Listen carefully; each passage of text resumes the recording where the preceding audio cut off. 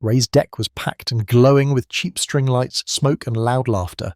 Somebody's cousin had the playlist jumping from Frankie Beverly to Drake, and the grill smelled like ribs and wet charcoal. I stood next to Ray, everybody calls him Rim, tongs in his hand, beer in mine, pretending the heat was from the fire, not the scene across the deck. My wife, Imani, in that gold sundress that made people's eyes stay too long, leaned into some guy's ear while her finger played with his chain. He laughed like she just told him a secret meant to hurt somebody else. His friends watched me the way men watch a bet they didn't place but want to see payoff. Rim didn't even turn his head, just said low, "You want to check that? I'm not her daddy."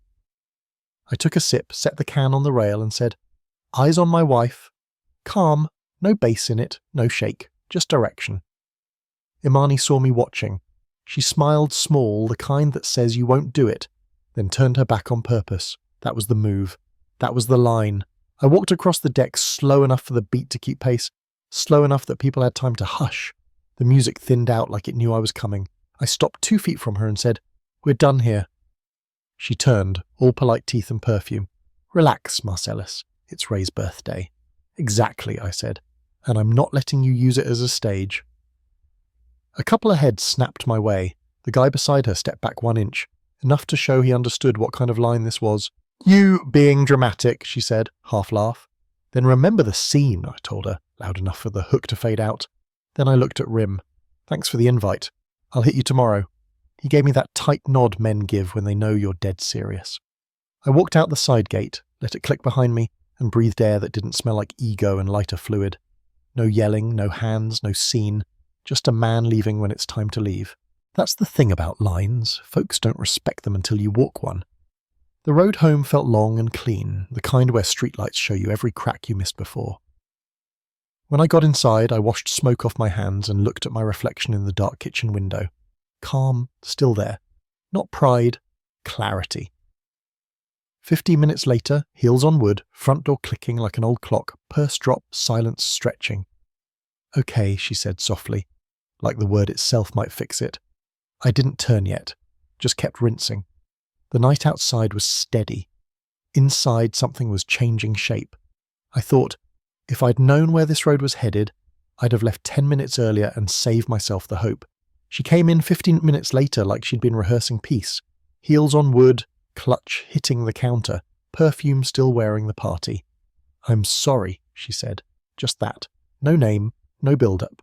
Like an apology was a key that fit every lock. I kept washing my hands, water running hot enough to bite. "You performed," I said finally. "Different sport." She leaned on the doorway, eyes tired but still sharp.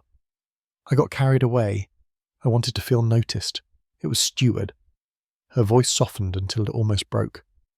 "I'm sorry, Marcellus. I won't do that again." I shut off the faucet. "Tell me you mean that tomorrow morning." She nodded fast, the way people do when they want the fire out, not the problem solved. "Tonight you want peace," I said. "Tomorrow we talk about the matches." She nodded again. We slept quiet, a gulf between us wide enough to park the car. I stared at the fan blades turning slow, thinking how apologies at midnight are credit with no collateral. We'd see the payment due in daylight. Morning hit like it always does, sun honest, coffee louder than words. I made eggs, nothing fancy, just something to do with my hands. She came in wearing one of my shirts, soft voice, no makeup, trying to look small. "You cooking for both of us?" "Depends who shows up," I said. She waited for a smile that didn't come. I set her plate down. "So here's how this works for a while." Her eyebrows lifted. "Rules?" "Structure," I said. "We take a pause on couple nights. You run your social calendar, I run mine. No shows where I'm a prop. If you go out, courtesy text by 10, not asking permission, just information. And we separate spending, joint for the house, personal for the extras. Your wants aren't my bill, mine aren't yours." She blinked, half laughing. "That's a lot." "That's basic," I said. "Spect is easy till you gotta prove it." "You're punishing me," she said, stirring her coffee like it could argue for her. "Wrong word. I'm protecting the marriage from your boredom." She looked at me then, really looked, realizing I wasn't bluffing. "So, the camping trip with Kenya and Ray?" "Not going," I said. "I'll tell him." She scoffed. "You're serious?" "I'm done performing, Imani. No more group stages where we fake happy for photos." She sighed long and slow. Fine. Good, I said. And one more thing. No jokes about me with your friends for a while. If you got something to say it to me. So I can't joke now, she asked, head tilted. You can joke, I said. You can also read a room. Choose wisely. Her eyes rolled, the universal sign for whatever, and she walked off down the hall, leaving her coffee untouched. I looked at the mug for a while, steam fading like the echo of patience. I texted the group chat, cancelling the trip, work conflict, rain check, and tossed my phone on the counter. Within seconds, Kenya hit a thumbs up. Ray added a shrug. Then Imani typed, Marcellus in his responsible era. I stared at it, the public version of private business, and smiled once, small and sharp. Public is public. Let's see who can stand in the mirror without blinking. The shop smelled like sawdust and glue, the kind of scent that makes sense when nothing else does. Out there, drama doesn't stick. You cut straight, measure twice, keep your hands busy and your mouth quiet. That's church enough for me. The radio hummed low from the corner. Old Soul Station, static wrapped around the base. Big Drew was already at the table saw, goggles on, building something that didn't need forgiveness to hold together. You good, boss? He asked, not looking up. Better, I said. He grunted. Better's progress. We didn't talk about home right away. Men like us don't open with feelings, we open with wood grain, screws, deadlines. But it hung there anyway, like dust in the light. By lunch he wiped his hands, leaned on the bench, and said, You know, last week when the crew was at your place helping with the fence, your girl made a joke, said your leash must be long that night. Folks laughed, I didn't. The blade noise in my head kept going even after the saw stopped. Appreciate that, I said. Leash broke. He nodded once, slow. Figured. You moving different lately? Trying to keep it that way. I said it like truth, not threat. Then I washed my hands again, same way I did the night everything cracked. Routine resets something inside you. After he went back to cutting, I sat down at the workbench, opened my phone, and moved my direct deposit into a new account. Not secret, not petty, just logistics. Clean math keeps the peace. Then I switched the gas card to personal and typed a quick message to Imani. Separated discretionary spending for now. House bills stay joint. We'll review next month. No emotion, just information. She answered in under a minute. Thumbs up, then a red heart, then, proud of you for being so organised. That's how people talk when they want to sound supportive but not accountable. I didn't reply. I didn't need to. Around noon, the front bell jingled. She walked in wearing soft colours and the look of someone testing new ground. Paper bag in her hand. Turkey and avocado, she said, setting it on my workbench like a peace offering. Your usual. Drew took one glance, read the scene, and vanished to the yard. Imani smiled small. You forgot to take lunch again. Didn't forget, I said, but opened the bag anyway. She'd gotten it right. Same bread, same mustard. She knew the details. Always did. I meant what I said, she started. About stopping the nonsense. Good, I said. You'll have plenty of chances to prove it. She looked around the shop like she hadn't seen it before. Ran her fingers across a tape measure near my elbow. Straightened it a little. This place feels calmer than home, she said quietly. Wood listens better than people, I said, and she smiled even if it hurt. How about dinner Friday? She asked after a beat. Just us, no phones, no friends. I'll cook. I looked up from my sandwich, caught her eyes, and saw a flicker of the woman I first married before the performance phase. That works, I said. She exhaled, relief showing like light through a crack. Home? Home, I said. Keep it simple. She nodded, smiled too quick, kissed my cheek, soft, practiced, and left the shop smelling like perfume trying to make peace with sawdust. The door shut behind her, bell chiming twice. Drew came back in carrying a stack of boards and that deadpan look again. You're on a truce or a test? A test, I said. He chuckled. Same thing if you're paying attention. Then he went back to cutting. I finished my sandwich, checked the clock, and felt something settle. Out here, the world's small and honest. If the cut's clean, it fits. If not, you fix it. No drama, no audience, just work light falling where you need it. And maybe, just maybe, that's enough to build from. Friday dinner was set. No phones, no noise, no show. A fair rule. I told myself peace might look like that for a while. I didn't know it yet, but peace was about to ask for proof. Saturday rolled in with that lazy heat the South knows too well, thick air that sticks to skin and secrets. Kenya's backyard was full, plastic cups, folding chairs, grill smoke curling under gospel and trap fighting for speaker space. Everybody was there, Ray flipping ribs, kids chasing each other between coolers, and the circle of wives doing what they do best, talking in layers. Imani looked good, like she always does when there's an audience. Hair slick, smile polished, sundress Nahoist new. I stayed near the edge, plate in hand, keeping quiet company with the tongs. Sometimes silence speaks louder than whatever story folks think they're watching. Bria spotted me first. She's the loud one, Kenya's friend from work who lives for reactions. Well, well, she said, loud enough for 3 tables to hear. Look who's in his responsible era. Laughter bubbled. Imani smirked, half pride, half discomfort. Bria wasn't done. Tell me, Marcellus, do we need an appointment now to get on your schedule? Or is 10 p.m. still the curfew? She tilted her head like she'd just delivered a masterpiece. Kenya shot her a look, small but sharp, the kind that means, not now. Still, the damage was done. I set my plate down slow, wiped my fingers, and looked at Bria. You know what's funny about curfews? I said.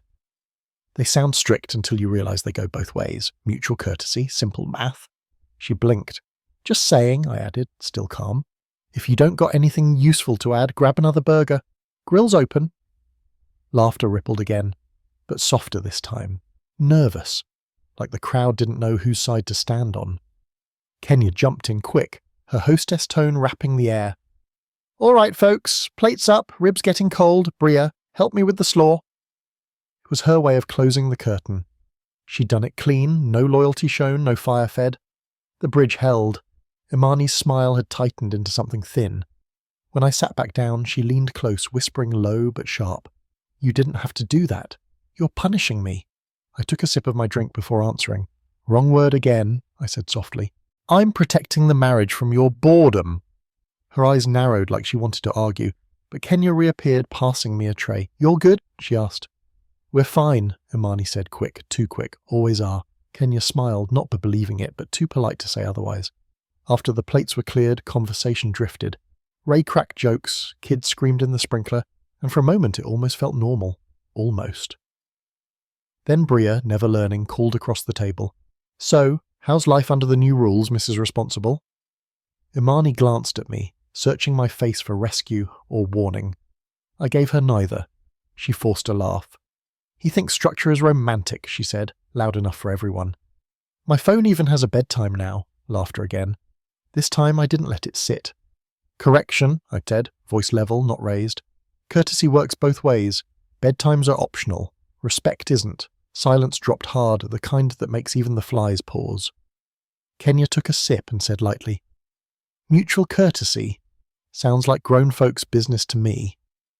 That was her gift, neutrality that sounded like wisdom.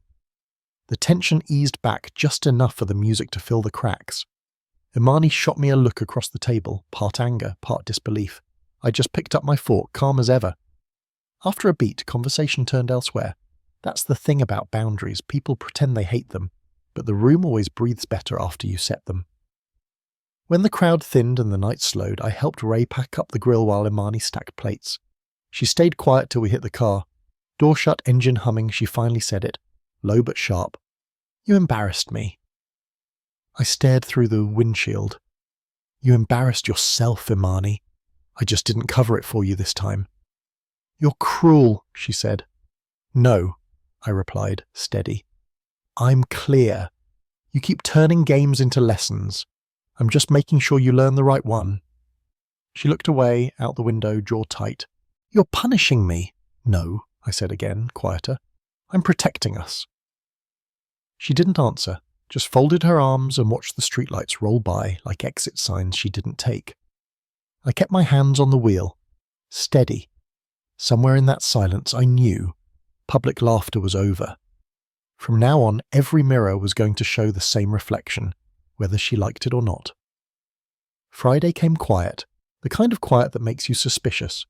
I got home early, showered off sawdust and put on something clean. She'd texted earlier, salmon tonight. No phones. Promise. I wanted to believe it. The house smelled good. Candles lit, music playing too soft and too polite. like the waiting room at a fancy dentist. She met me at the door with a smile that looked rehearsed but still pretty. "You look nice," she said. "So do you," I answered, and meant it, at least for that moment. We sat. Plates matched, napkins folded, wine poured. She'd gone full presentation, like she wanted to earn back her grade. For the first 15 minutes it worked. We talked about nothing, and for once nothing felt fine. Halfway through the meal her phone buzzed on the counter. I didn't look, but I saw her see it. She hesitated, chewing slow, pretending she didn't care. Then she said it. "That's the new vendor. Let me just check. 2 minutes." I didn't say no, didn't say yes, just kept eating. 2 minutes turned into 12. I watched the candle burn uneven, wax crawling down one side like time itself leaning away. She came back smiling, small apology already loaded. "Sorry, fire at work, crisis averted." "Seems like the house is always full of water lately," I said. She frowned. "Don't start." "I already did," I said, calm, "and I'll finish." She sat back, defensive but tired. "I'm trying, Marcellus." "So am I said. "But here's the deal. If this works, great. If it doesn't, you'll know, because I'll leave, not because I'll nag." The air between us changed. Not colder, cleaner. She blinked, realizing I wasn't bluffing. "You'd really walk?"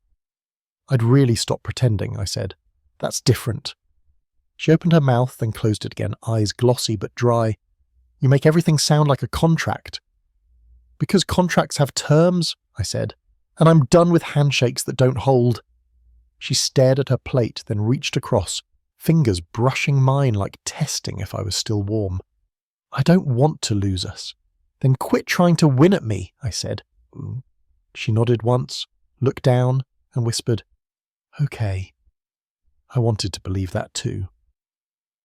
For the rest of dinner, she kept her phone flipped face down. We even laughed once, the sound strange but welcome. Afterward, she put on a playlist, slow R&B, soft sax, like old times when things were simple and small. But it still felt off, like the air didn't know whether to settle or storm. I washed the dishes while she dried, both of us pretending peace was progress. When we finished, she leaned on the counter. "Sunday brunch?" she asked. "Kenya texted everyone's going." I shook my head. "We're taking a break from group Sundays. Catch them next month." Her eyebrows rose. "You cancelling brunch now?" "I'm cutting noise," I said. "We need space to hear each other without the crowd." "You're dismantling our life," she said, almost a laugh, almost a sob. "No," I said, drying my hands. "I'm building where we can stand." She looked at me like she didn't recognize the man in front of her anymore. Maybe she didn't. Maybe that was the point. The phone stayed silent for the rest of the night, but I could still hear it ringing somewhere between us. The next week started different. Sunday morning, the smell hit me before the sound. Coffee, strong and sweet, sliding under the door. I opened one eye and saw her standing there in my t-shirt, holding a mug like piece into porcelain.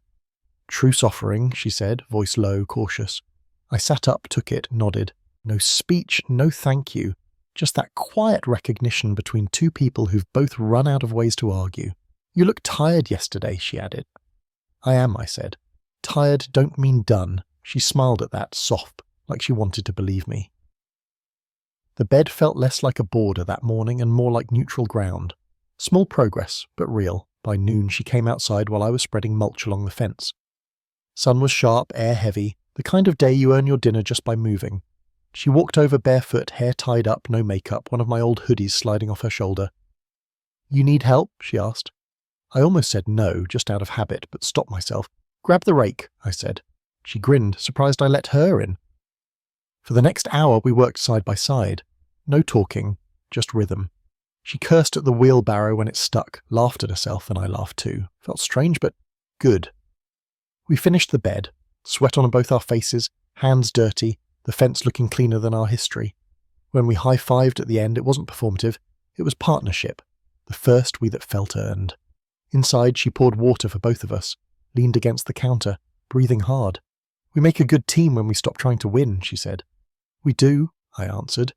She reached over, wiped a smudge of dirt from my neck, then hesitated like she'd crossed an invisible wire. "You okay with this?" she asked. "With what?" Us, trying again. Trying's fine, I said. For now, just keep it steady. No rewrites mid-scene.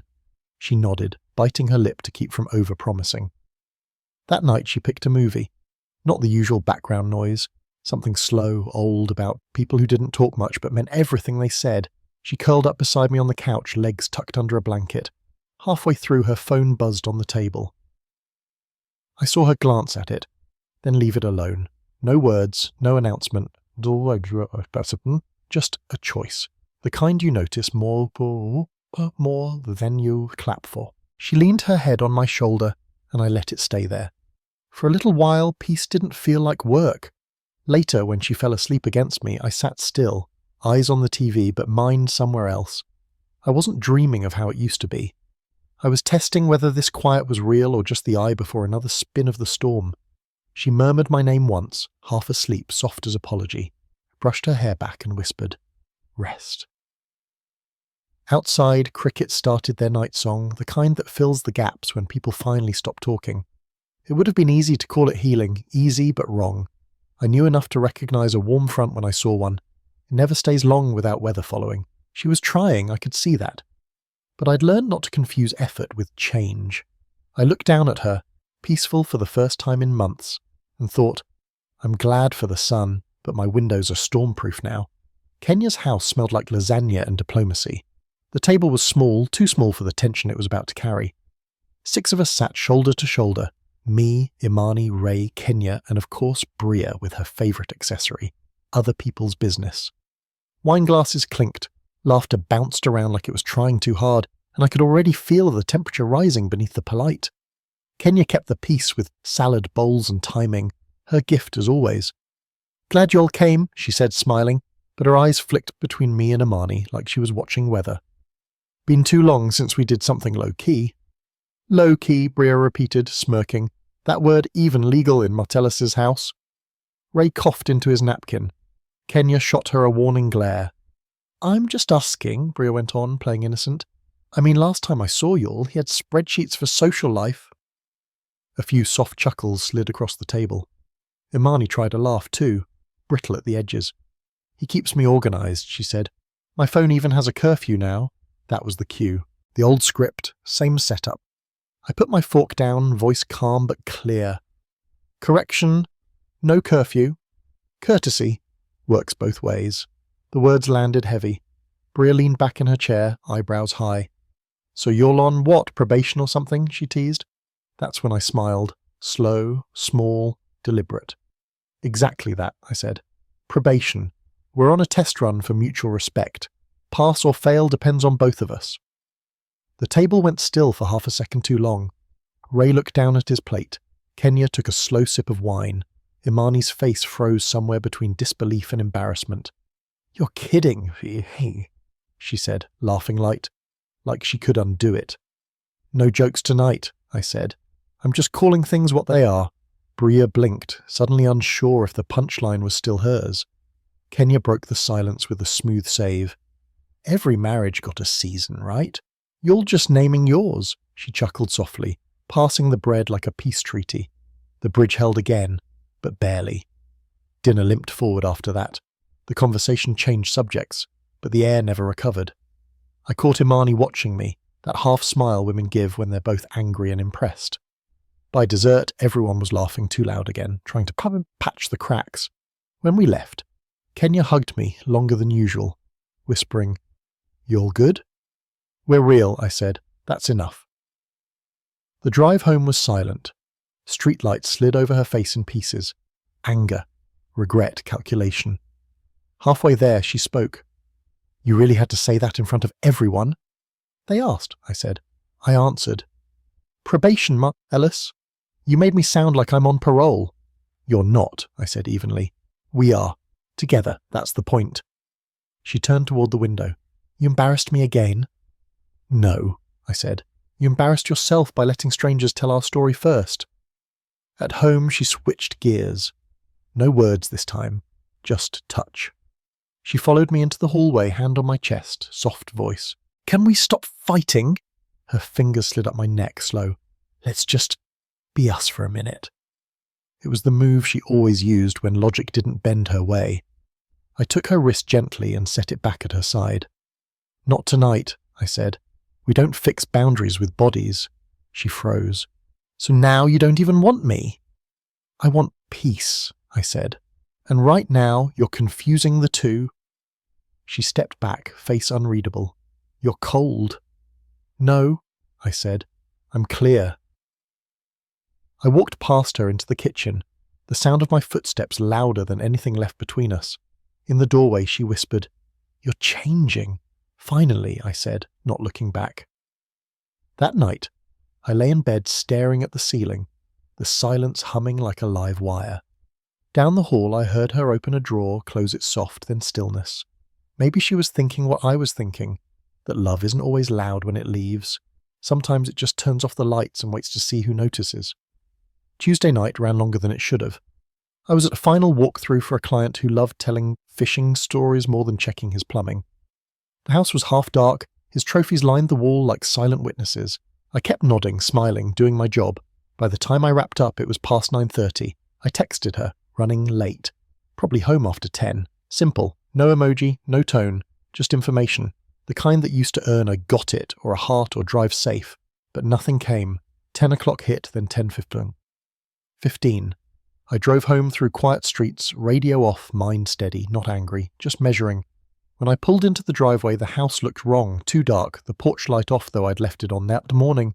Inside, kitchen light out, living room empty, bedroom cold sheets, no scent of her perfume. I set my keys in the bowl, waited a second, then checked the back door out of instinct. Locked. Still, the silence felt disrespectful. I pulled out my phone and typed, "Where are you?" The dots never came. A minute later, the screen lit up. Her message was short, sharp. "I'm not your property. I'll be late, don't call." That was it. No excuse, no lie, no pretense. Just a truth she didn't even realize she'd gifted me. I stared at the words for a long time, felt everything in me settle. Not break, no heat, no shout. Just stillness, the kind before decision. Then I typed back, "From this moment, I'm not your husband, don't come back, sent it." Set the phone down on the counter like a tool finished with its job, the kind you clean, hang, and never reach for again. I went to the closet and pulled her suitcases down. The blue one and the grey one. Started packing. Not angry, not messy. Neat folds, clean lines. Work clothes in one stack, casual in another. Shoes in pairs, zipped in plastic. Bathroom drawer emptied into her toiletry bag. Charger, makeup mirror, books, everything she might claim later. I coiled cords, unplugged her vanity lamp, and took the spare key off the hook by the door. Then I called Whitlow, the neighbour who changes locks for half the neighbourhood. Old man works quiet. He answered on the second ring. "You good, son?" "I need both cylinders swapped tonight. Front and back." He paused. "Trouble?" "No trouble," I said. "Closure?" "I'll bring the kit," he said. "Give me 20. He showed up in 15, work light in one hand, toolbox in the other. Didn't ask questions, didn't need to. I held the flashlight while he worked. The metal clicked, bolts turning smooth. The smell of machine oil and dust filled the doorway. We didn't talk until he was done.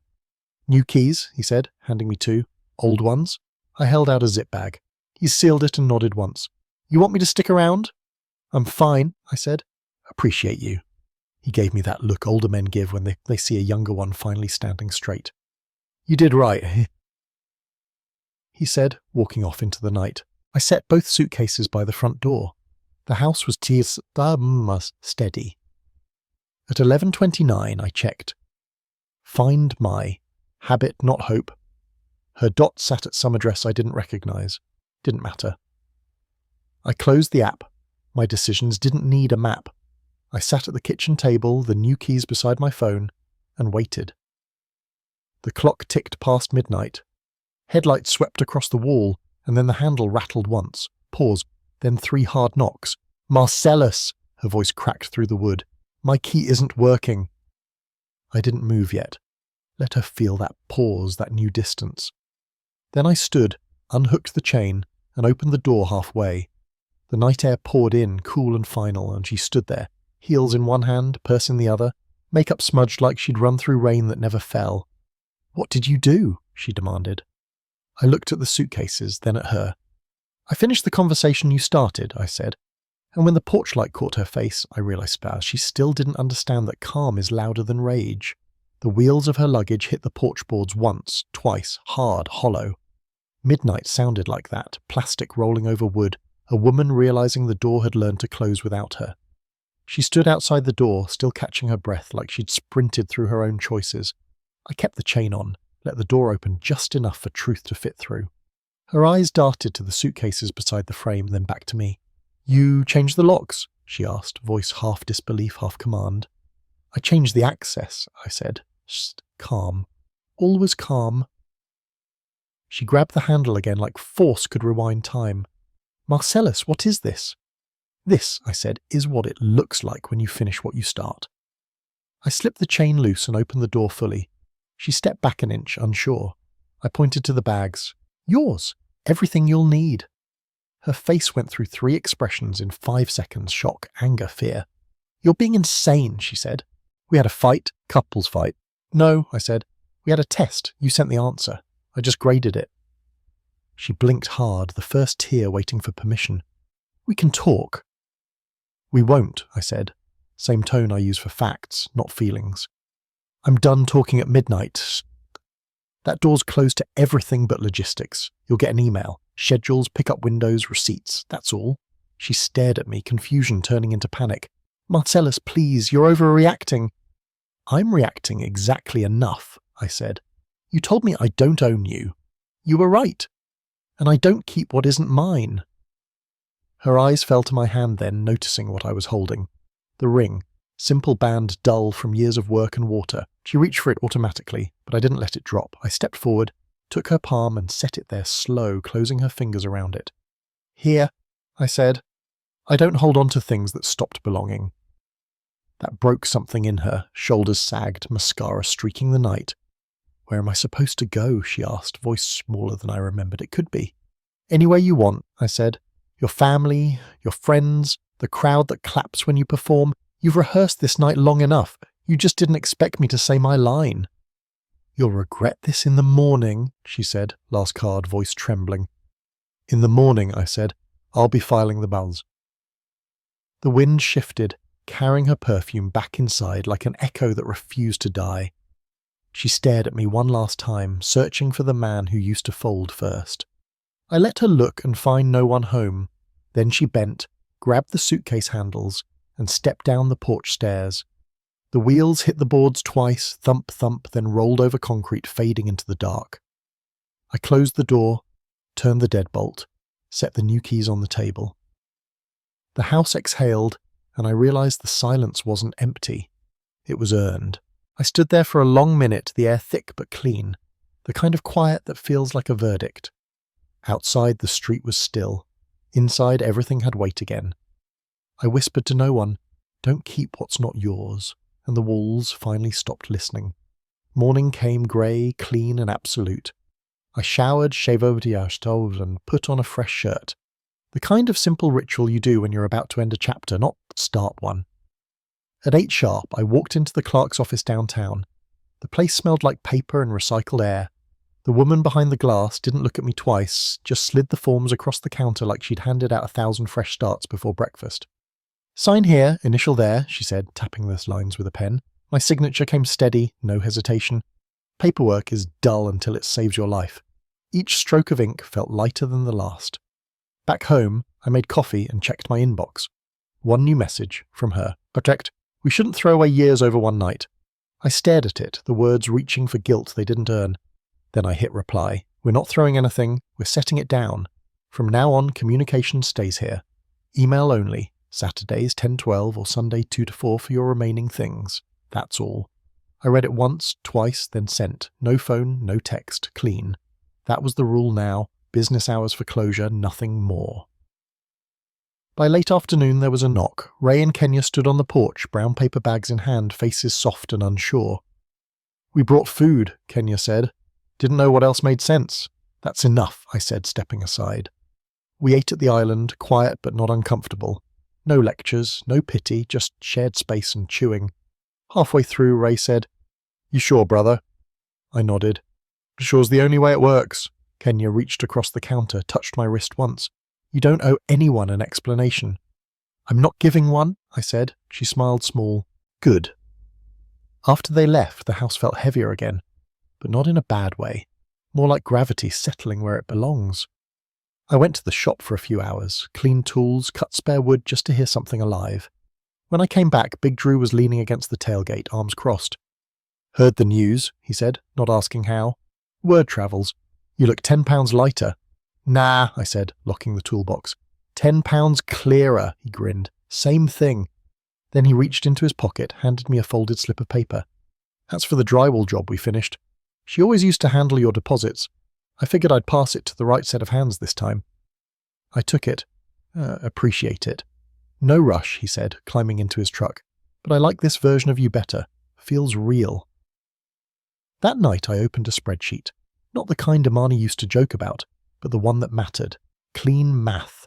The house in my name, her name off the deed, joint savings split down the middle, wires processed. No fighting, no dragging, just division without blood. Fair, the kind of fair that hurts but holds. I forwarded the confirmation to her email. Settlement complete. Remaining utilities will be billed separate. No greeting, no sign-off, professional, detached. The way I needed it. Outside, the sky was that bruised colour right before rain. I sat on the porch with my coffee cooling beside me, the smell of wet concrete starting to rise. The weight I carried wasn't sadness, it was clarity wearing new clothes. I leaned back, listened to the city breathing and thought, sometimes paperwork is mercy printed in triplicate. At 7:30, headlights slowed in front of the house. Old pickup, familiar silhouette.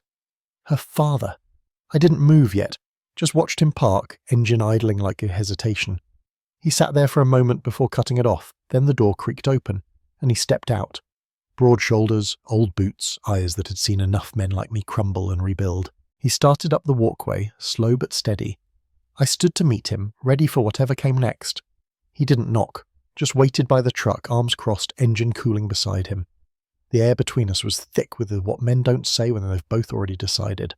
I walked down the steps slow, no armour, just clarity.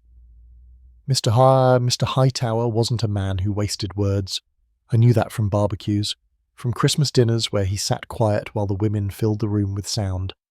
He looked older now, beard more grey, shoulders still wide like a man built to carry things that hurt.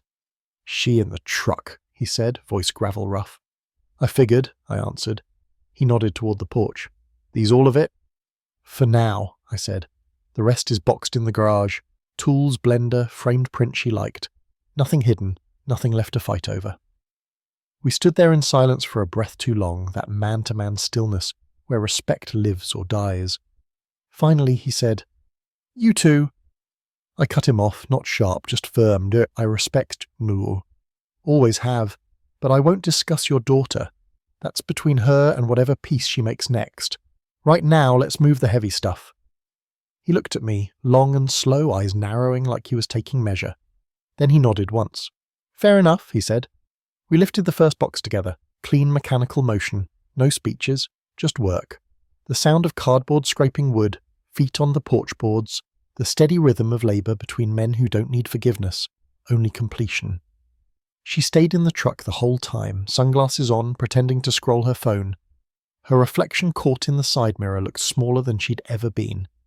When we finished, he shut the tailgate with a single solid thud, then turned back. You sure this is what you want? He asked, not judgment, just inventory. Already done, I said. I just need the paperwork to catch up. He studied my face for a moment longer, then stuck out his hand, grip strong, deliberate. Good luck, he said. To both of you. You too, sir, I answered, and meant it. He climbed into the driver's seat, gave me one last nod, and pulled away slow, the tyres crunching over the gravel like a closing statement. I watched the taillights disappear at the end of the street, a soft red fading into dusk. The silence after was deep, not empty, just unoccupied. I went back inside. The floor creaked under my boots, the kind of sound that reminds you the house is alive again. No perfume, no echoes of argument, just space, steady and waiting. I leaned against the doorway, listening to the hum of the refrigerator, the faint rattle of wind against the windows. The place didn't feel like a waiting room anymore. It felt like mine, like somewhere a man could sit down, breathe once, and not owe anyone an explanation. The weeks that followed were simple in a way I hadn't felt in years. No alarms from someone else's calendar, no half-argued mornings, just rhythm. I worked daylight hours, hit the gym after, 30 minutes of sweat, quiet music in my ears, the sound of my own breathing enough. Wednesday nights turned into dinners with Ray, just the two of us. We didn't talk about marriage or endings, just ribs, sports, and what to fix on the truck next. Kenya joined sometimes, smiling easy, no judgment hiding behind it. Normal people doing normal things. I'd forgotten how steady that could feel. Weekends were for building, shop projects, repairs around the house, lists I actually finished. I'd wake early, make coffee the way I liked it, leave the cup in the sink till later, and feel no guilt about it. Grocery runs became small meditations. List, aisle, done. I liked how everything had a name, a place, a price. There was comfort in that kind of math. After a while, I tried dating. Coffee with a nurse who laughed from her chest. Drinks with a lawyer who asked sharp questions and paid for round two. A walk with a teacher who hated small talk but loved trail maps. All good women. None of them tests. No performances, no games, no need to prove I could hold a house on my shoulders again. Just small conversations that ended clean. That was enough. One afternoon I ran into Bria at the market by the cold cuts aisle. She froze, cart halfway turned, mouth rear, ready for the old tone. "So," she said, drawing it out, "you really done?" I smiled. "Been done."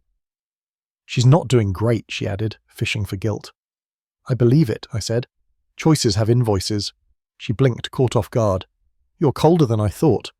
"Nah," I said. "Just warmer to myself than I used to be." I grabbed my groceries and left her there, her mouth open but empty of something clever. By late summer, Ray and Kenya hosted another barbecue, smaller this time. No noise, no show, just friends, kids, paper plates, music too low to argue with. We told stories that didn't need villains. Kenya laughed till she cried over a burnt batch of ribs. Ray pretended it was intentional. I brought potato salad, nothing special, but it disappeared fast. Halfway through the evening, Kenya asked across the table, "You good now, Marcellus?" "Better," I said. "You think you'll ever talk to her again?" I smiled. I talked. I said I finished. Everything after a period is noise. She nodded, quiet, understanding. That was the last time her name came up. Driving home that night, windows down, the truck felt lighter, mine in every sense. The house waited where I'd left it, still and sure. I hung my keys on the hook by the door, poured one drink, sat at the table and just listened. No ticking clock, no half-closed doors, no tension hiding in corners. The world finally fit the size of my breath. Peace isn't dramatic, it's just the absence of stupid. I didn't leave angry. I left clear.